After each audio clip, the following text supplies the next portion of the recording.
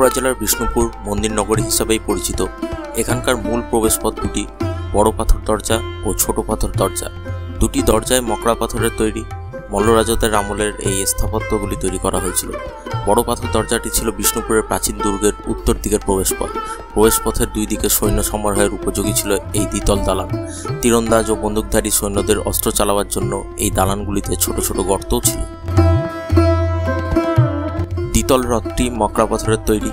এর নিচের অংশ রাসমঞ্চের অনুরূপ এবং উপরের দিকটি বিষ্ণুপুরের অন্যান্য মন্দিরের মতো তৈরি করা হয়েছে।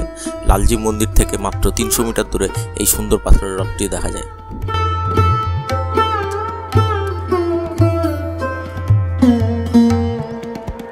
জোড়বাংলা মন্দিরের কাছে অবস্থিত এটি বিষ্ণুপুরের অন্যতম প্রাচীনতম টেরাকোটা মন্দির। লালজি মন্দিরটি 1658 খ্রিস্টাব্দে মল্ল রাজা দ্বিতীয় বীরসিংহ একরান শৈলীতে তৈরি করেছিলেন। এই মন্দিরটি রাধাকৃষ্ণকে উৎসর্গ করা হয়েছে।